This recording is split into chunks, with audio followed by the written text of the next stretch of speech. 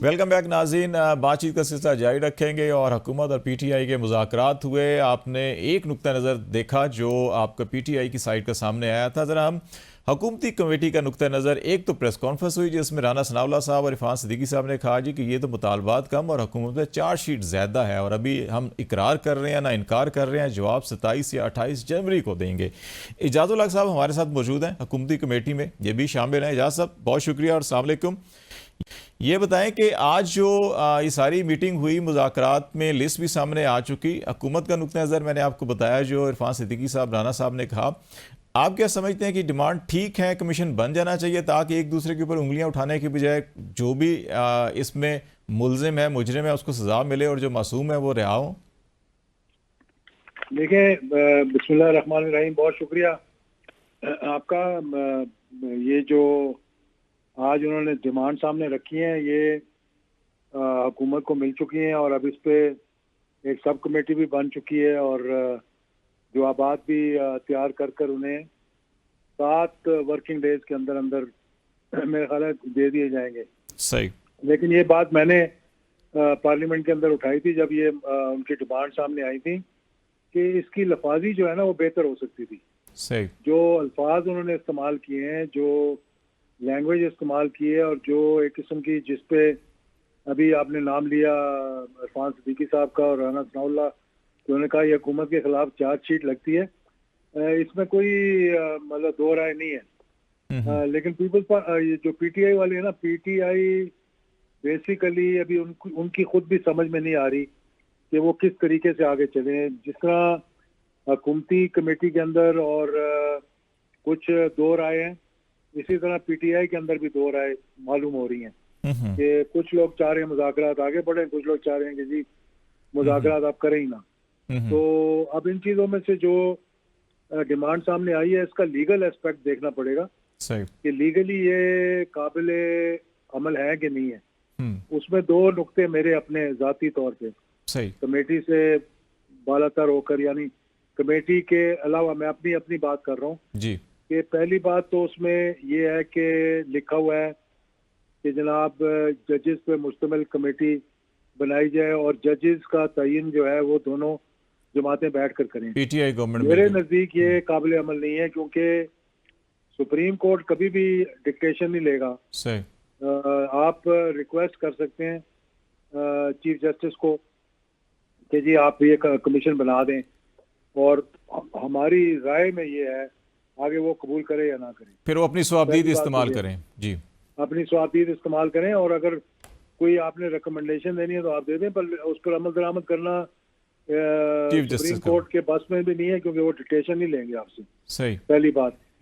दूसरी बात यह है कि ये भी मेरी अपनी राय, अभी तक इस पे कोई मैंने लीगली डिस्कशन वगैरह नहीं की कि क्या आप उन चीजों पे कमेटी बना सकते हैं जो कि ऑलरेडी कोर्ट्स में जेर बहस हो, सब जुडिस हो, या कुछ के फैसले हो चुके हैं, कुछ पे ऑलरेडी फर्द जुर्म आयद हो चुकी हैं। कमीशन बन सकता है कि नहीं बन सकता, ये चीजें जो है ये देखनी पड़ेंगी। और इसीलिए एक सब कमेटी जो बनी है वो लॉ मिनिस्टर उसको मेरे ख्याल में उसमें होंगे और हर जमात के जो लोग हैं उसके अंदर होंगे, ताकि फिर इसमें जवाब भी तैयार किया जा सके, लीगल एस्पेक्ट्स भी देखे जा सकें और जवाब देने का तरीका भी देखा जा सके।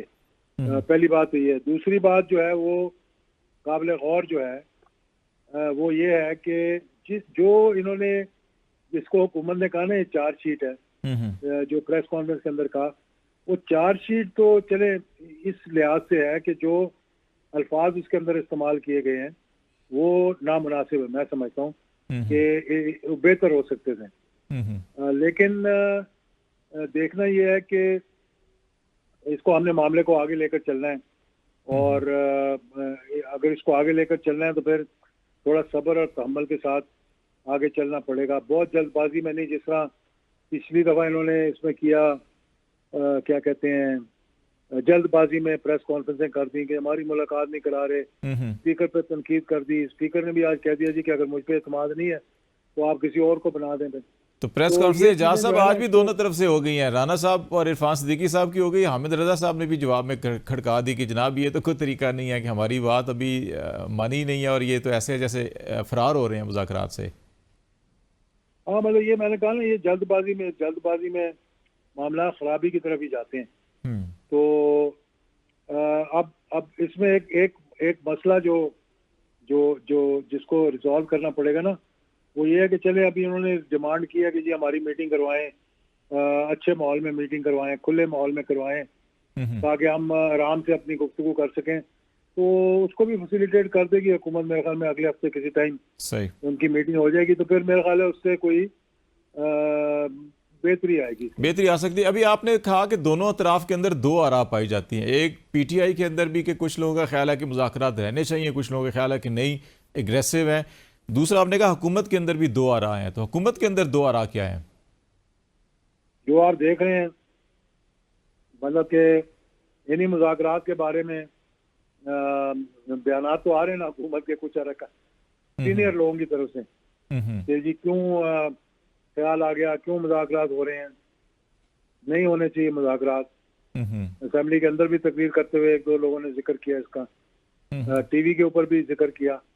तो यहाँ पर भी लोग इस किस्म के मौजूद हैं, वहाँ पर भी ऐसे लोग मौजूद हैं। तो बीच का कोई रास्ता देखना पड़ेगा कि सब्र और तम्मल के साथ आगे चले निकल सकते हैं। आपका जो पॉलिटिकल बैकग्राउंड है और आपकी अपनी एक ज़ाती हैसियत भी, आपकी फैमिली हैसियत भी है, तो ये जो पेशावर में कुछ मुलाकातें हुई है, बैरिस्टर गौर साहब की अली अमीन गंडापुर आर्मी चीफ का भी हवाला दिया जा रहा है, कुछ वजाहतें भी आई हैं, और एक ये मुज़ाकरात चल रहे हैं, एक वो चल रहे हैं, तो आप समझते हैं कि हौसला अफजा मुस्बत नताइज निकलेंगे जो मुल्क के लिए बेहतर होंगे, या आप समझ रहे हैं कि ये जो हॉस्टाइल स्टेटमेंट जिसकी आप भी निशानदेही कर रही हैं कि पीटीआई हुकूमत दोनों अतराफ के अंदर है, कि वो प्रिवेल करेंगे या एक मुस्बत चीज़ प्रिवेल करेगी? देखें, बात यह है कि जो मुज़ाकरात का जो नतीजा निकलेगा ना, वो इसी कमेटी के जरिए निकलेगा। साइड लाइंस पे जो अगर कहीं आपकी किसी सिक्योरिटी की मीटिंग में अगर मुलाकात होगी तो आपने अपना मुद्दा सामने रख दिया, उन्होंने भी बात आपकी सुन के कहा जी अच्छा देखेंगे, तो लेकिन पॉलिटिकल मुज़ाकरात जो हैं जो हो रहे हैं वो इसी कमेटी के जरिए होंगे। और कमेटी के जरिए मतलब कि उस तरफ से अपोजिशन और पीटीआई जो है अपनी डिमांड देंगी, इस तरफ से हुकूमत और हुकूमत के तमाम अदारे जो हुकूमत के साथ हैं वो मुश्तरका जवाब आएगा हुकूमत की तरफ से। ठीक है, बहुत शुक्रिया। इजाज़ुल हक साहब हमारे साथ बातचीत कर रहे थे। प्रोग्राम के हिस्से में बातचीत को जारी रखेंगे, कुछ पाकिस्तान तहरीक इंसाफ हुकूमत के मुज़ाकरात, चार्टर ऑफ डिमांड और हुकूमत का कुछ रद्द-ए-अमल भी इब्तदाई तौर पर सामने आया, और इसके साथ साथ कुछ 26वीं आईनी तरमीम के मामले में सुप्रीम कोर्ट में मंसूर अली शाह साहब ने 3 रुकनी बेंच के सामने इस मामले को छेड़ा है और इस पर अब पीर को समाअत होनी है। ये मामला भी हम डिस्कस करेंगे। हमारे साथ शहबाज खोसा साहब सीनियर कानूनदान हैं, सुप्रीम कोर्ट के वकील भी हैं, और हमारे साथ इख्तियार वली साहब पाकिस्तान मुस्लिम लीग नून के रहनुमा हैं। बहुत शुक्रिया आप दोनों का। और खोसा साहब आपसे मैं ज़रा ये स्टार्ट कर लेता हूँ, क्योंकि एक रद्द-ए-अमल सामने आया है जो मरकज़ी लीडरशिप है, इरफान सिद्दीकी साहब की कोई तर्जमान भी है उस कमेटी के उनका, और ये कहा गया है कि जो चार्टर ऑफ डिमांड दिया गया है वो चार्टर ऑफ डिमांड कम और बल्कि वो चार्जशीट जो है वो ज़्यादा है। तो इसमें आपने क्या इल्ज़ामात लगा दिए हुकूमत पे, और इसको कोई तब्दील किया जा सकता है? देखें, सबसे पहले आपको सलाम और आपके गेस्ट को सलाम। Thank you for having me. आपने इसमें ऐसी हमने कौन सी कोई डिमांड आ गई इनकी लीगल टीम की तरफ से कि जिसमें कोई चार्जशीट की बात हो? हमने वीडियो एविडेंस की फुटेजेस मांगी हैं, हमने हॉस्पिटल रिकॉर्ड्स मांगे हैं, हमने इसी तरह डिफरेंट जगहों के सीसीटीवी फुटेजेस मांगे हैं, और अगर वो सीसीटीवी फुटेजेस और वीडियो एविडेंस और हॉस्पिटल रिकॉर्ड्स के बगैर ये डिटरमिन करना चाहते हैं कि कसूर किसका था, कितने डिसीज थे, कितने इंजर्ड थे और किसने ये काम शुरू किया, तो ये तो फिर बिल्कुल सही तरीके से इन्वेस्टिगेट नहीं हो सकेगी ना 26 नवंबर सही तरीके से इन्वेस्टिगेट हो सकेगा अगर ये सारी वीडियो एविडेंस या फिजिकल एविडेंस अगर अवेलेबल नहीं होगी, ना ही 9 मई इन्वेस्टिगेट हो सकेगा। और फिर ये खुद ही इसके इन्वेस्टिगेशन में अगर किसी के ऊपर इल्जाम लगेगा तो वो कल को यही पॉइंट आउट करेगा कि जी ये वीडियो एविडेंस कहाँ है, ये ऑफिशियल हॉस्पिटल रिकॉर्ड कहाँ है, ये फलां जगह का एविडेंस कहाँ है, ढिमकान जगह का। इनके बगैर जो है अगर कन्विक्शन होंगी तो भी ये गलत होगा, और अगर इनके ये अगर इनके होते हुए जिस पर भी ब्लेम आएगा वो शफाफियत होगी, बेहतर होगा। तो होगा। अच्छा, 9 मई के हवाले से शहबाज साहब, क्योंकि आप वकील भी हैं, तो ये बताएं कि इसके ऊपर जो एतराज़ बहुत से लोगों की तरफ से आ रहा है कि 9 मई में तो बहुत से लोगों को सजाएं भी हो गई, बहुत से लोगों पर फर्द जुर्म आयद हो चुकी है, स्टेज जो है कि अब वो गवाहान और जरा के ऊपर मामला आया हुआ है, तो ऐसे मौके पे कैसे बनाएं देखिए, कमीशन? हमने खुद आजकल आप फॉलो कर रहे होंगे, day to day military trials का केस जी चल हाँ। रहा है, और Aitzaz Ahsan versus the state में I am one of the council, we are the main legal team जो कि हम इसमें कर रहे हैं। तो ये ऑलरेडी जो है इसको डिक्लेयर भी कर दिया हुआ है अनकॉन्स्टिट्यूशनल सुप्रीम कोर्ट के ही बेंच ने, जिसके खिलाफ आईसीए चल रही है। तो एज थिंग्स स्टैंड टुडे ये ट्रायल जो है ये इलीगल ट्रायल हो रहे हैं, बिकॉज ये तो केस ऑलरेडी डिसाइड हो चुका हुआ है सुप्रीम कोर्ट की तरफ से, और सुप्रीम कोर्ट ने ये जो ट्रायल्स हुए मिलिट्री और जो हो रहे हैं इनको कलअदम करार दे दिया। और एंड अभी फाइनल उन्होंने फैसला करना है, फॉर टाइम बीइंग का अच्छा जो है सुना दें। दूसरा मामला 26 नवंबर का भी है, और इसमें अपेरेंटली जो देखा जा रहा है उसके अंदर फलां चीज़ कर ली जाए, तो इसमें आप समझते हैं कि चार्जशीट है या ये हकायक तक पहुंचने के लिए आसान है, ज़्यादा आसान मामला है ये? बिस्मिल्लाहिर्रहमानिर्रहीम। बहुत शुक्रिया खालिद भाई। देखिए, वक्त को गुजारने के लिए एंड मुज़ाकरात फॉर द सेक ऑफ मुज़ाकरात, ये आप अगर करते हैं तो आप जरूर करें, लेकिन ये वक्त का ज़िया है। अच्छा। मुझे नहीं समझता जो इन्होंने अपने डिमांड्स पेश किए हैं, जो ये बातें कर रहे हैं। अव्वल इसमें तो बहुत सारी चीजें ऐसी हैं जिसपे सबसे पहले तो आज तो ये मेरे ख्याल में इन्होंने वो इलेक्शन की जो फॉर्म 47 वाली जो ये अक्सर कहते वो होते हैं, मैंडेट वाला वापस वो शामिल ही नहीं किया उसमें। ये मैंडेट वापसी वाली बात इन्होंने उसमें लिखी ही नहीं। मतलब यह है कि ये इन्होंने इलेक्शन 2024 को सही तस्लीम कर लिया, उसके नताइज को ये तस्लीम करते हैं, जो कि खुशाइन बात है। दूसरा, हमने ये भी देखा कि जो ये कहते होते थे कि हमारे 1400 बंदे मर गए, हमारे 1500 बंदे शहीद कर दिए, और कोई 4000 लोग हमारे जो हैं तो वो मिसिंग है, तो आज मेरे ख्याल में उनका भी कोई जिक्र नहीं हुआ। वही कह रहे हैं कि उसका डिटरमिन भी किया जाए कि वो कितने हैं कितने नहीं है, वो कमीशन डिटरमिन कर ले। तो अगर आपने डिटरमिन नहीं किए थे तो फिर ये सैकड़ों और हजारों की तादाद आपने फिर किस तरह मेंशन की?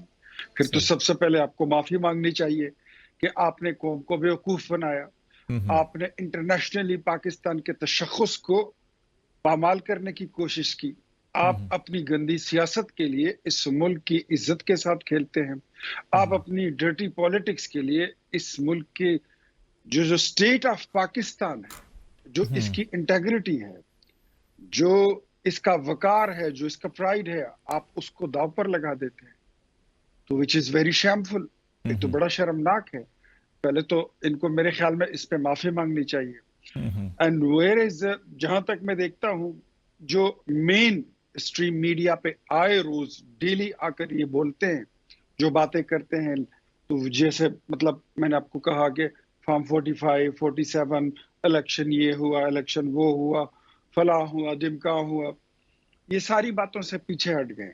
मुझे जो लग रहा है, जो ये 2-3 चीजें, अगर वो ड्राफ्ट आपने पढ़ा हो तो इमरान खान वो सिर्फ अपनी रिहाई में इंटरेस्टेड है। द ओनली थिंग जिसमें उनकी दिलचस्पी है वो उनकी बेल या उनकी रिहाई, या फी सबीलिल्लाह उनको छोड़ दें कि जाओ जी, जा सिमरन, तू अपनी जिंदगी जी ले। वो ट्रेन ही मिस हो गई, ट्रेन मिस हो गया, या वो सुना है वो ट्रेन पकड़ी जा रही है पेशावर में, या मिस हो गया है? देखें, वो ट्रेन वाले जो है यही इधर से आवाजें लगा रहे हैं, ट्रेन वाले जो है वो सीटी बजा के निकल गए, और इन्होंने बड़ी कोशिश की कि ये देखिए हमारे पास टिकट भी है, एक नहीं दो है, लेकिन उन्होंने कहा कि ये बातें अगले स्टेशन पे। अब ये पता नहीं इख्तियार वली साहब, वो ट्रेन के डब्बे सुना है केपी में, इंजन पता नहीं कहाँ पे है, ये नहीं समझ आ रही। इंजन और डब्बू सबका पता चल जाएगा। लेकिन खालिद जमील साहब, जहां तक मैं समझता हूँ, तहरीक इंसाफ जो है वो मुज़ाकरात फॉर द सेक ऑफ मुज़ाकरात कर रही है। इनके हुकूमत, अगर ये तो जो बातें ये कहते हैं उसको तो डिटरमिन हमारा जो कमेटी है जिसमें हमारे लॉ मिनिस्टर हैं वो शामिल हैं, वो उसको कर लेंगे डिटरमिन। लेकिन जो मुझे लगता है कि अगर इनके सारे मुतालिबात मान भी लिए जाएं, इन्होंने राजी फिर भी नहीं होना। ये जो इनको नहीं होना। खोसा साहब, मैं बताता हूँ, सुन अच्छा। लेना, मैं बताता हूँ। इनको पाक आर्मी जिंदाबाद का नारा सूट नहीं करता। नहीं, वो ये तो इतने कहते हैं कि दूर जा मुल्क भी मेरा, फौज भी मेरी है। हाँ, ये कहते होते हैं। ये वही ना, एक पैर पैरों पर, एक हाथ पैरों में, दूसरा गले में। रात को लड़ाई, सुबह राजीनामा, इनका काम ही यही है। ये इनको अब सूट नहीं करता, क्योंकि जो फौज के खिलाफ जितना प्रोपेगेंडा ये कर चुके हैं। पाकिस्तान में 2-3 चीजों से इज्जत और या गंदी सियासत जो है वो कमाई जा सकती है। एक फौज के खिलाफ नैरेटिव बनाना, एक अमेरिका के खिलाफ नैरेटिव बनाना, और एक प्रो इस्लामिक नैरेटिव बनाना। इमरान खान ने ये तीनों कार्ड्स खेल चुके हैं। इन तीनों कार्ड से वो वापस कम बैक नहीं कर सकते। मुज़ाकरात फॉर द सेक ऑफ मुज़ाकरात हो रहे हैं। अच्छा, कोई रिजल्ट नहीं है आपका ख्याल है? और मैं आपको बताऊं, 20 तारीख को ट्रंप की हलफबरदारी, आजकल इनका किबला उस तरफ है, सिजदे उस तरफ है, तवाफ उस तरफ है, और 31 की इन्होंने डेडलाइन दे रखी है, 31 जनवरी की। अच्छा, मैं आपको अभी से बता रहा हूं कि 31 के बाद आप देख लेंगे ये और रियासत पाकिस्तान आमने सामने होंगे। अल्लाह खैर और करे। इन्होंने अपना एक डर्टी नैरेटिव बना लिया है, और ये फिर अपनी अल्लाह खैर करे, अल्लाह खैर करे। ना इफ्तियार भाई, ना डराएं हमें, आप केपी से अच्छी खबरें आने दें, ना डराएं। और यहाँ पे हम ब्रेक लेते हैं। ब्रेक के बाद आते हैं कुछ मुज़ाकरात के ऊपर ही, और कुछ जो 26वीं तरमीम और इसके लीगल एस्पेक्ट्स हैं उसके ऊपर हम बात करेंगे। हमारे साथ रहिएगा।